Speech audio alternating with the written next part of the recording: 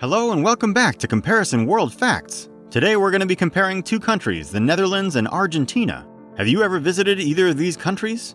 Did you know that Dutchmen are the tallest in the world? Also, did you know that 97% of Argentinians have European roots? Keep watching to find out everything you need to know. Also, don't forget to like and subscribe.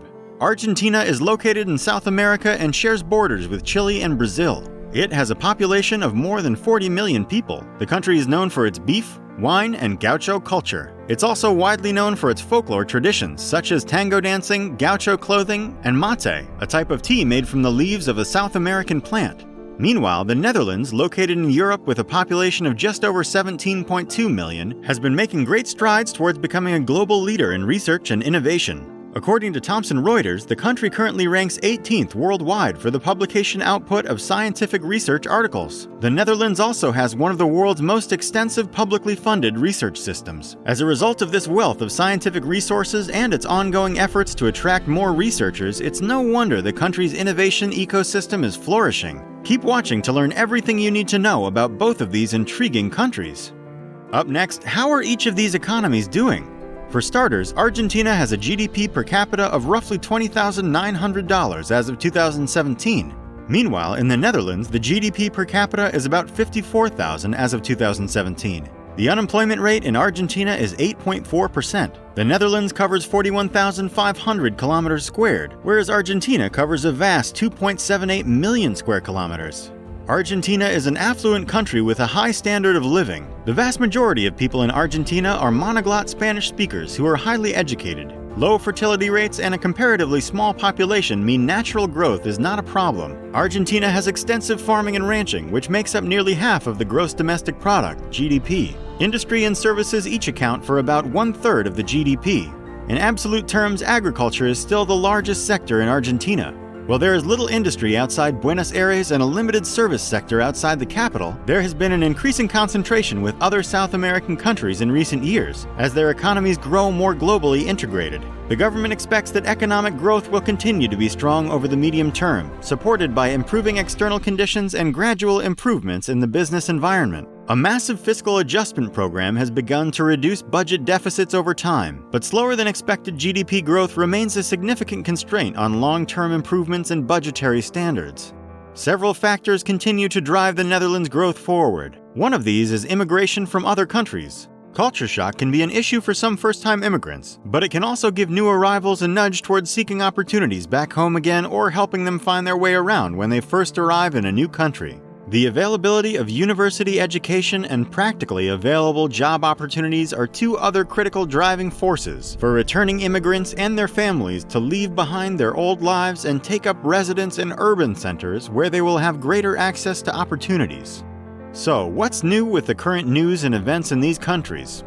Since Argentina is a very diverse country with different cultures, people, and climates, it is not surprising that the news and events are different. Argentina has been known for its social and political changes. The latest news in Argentina is the growing concerns of the skyrocketing inflation. Ivana Roa said, "The situation for young people is basically to leave." Imagine how sad that is, that in a country with good public education and a free healthcare system, you must consider leaving because you feel you don't have a future, she said. Argentina experienced a terrible 64% inflation in the last year, and projections indicate it could reach as much as 90 to 100% in the next year. The latest news in the Netherlands is the ongoing protests by farmers who are angry with their government's plans to reduce nitrogen oxide emissions by as much as 50% by 2030. On top of that, the Dutch government wants to slash as much as 30% of their farmers' livestock. The Dutch have little faith that Mark Rutte's fourth cabinet can solve the big social issues of our time. Farmers have cut off food centers, blocked major roads in the last few weeks, and even came to ministers' houses with tractors. Jeroen van Manen, a farmer with over 130 cows in the Netherlands, said, "This is not a democracy anymore, it's a dictatorship." Van Manen went on to say, "We've proposed all kinds of solutions, but we are ignored." And finally, they come up with a plan for a reduction in livestock. No other section has reduced nitrogen as much as we have in the last 30 years. That is why there's a lot of emotion and pain. So it seems the farmers are concerned about their livelihoods, their families, and of course, their money. Pros and cons of visiting Argentina. Argentina is a fascinating country to visit with its diverse culture, people, and geographical features. It's a great country to visit with its rich history and traditions. You can get a feel of Gaucho culture while visiting the western region of Argentina. The winter in Argentina is the best time to visit, as it's sunny and warm compared to other seasons. Plan your trip now and discover the best that this great country has to offer. So, which famous people are from Argentina? Eva Duarte was known as the Queen of the Poor. She was the wife of ex-president of Argentina Juan Perón.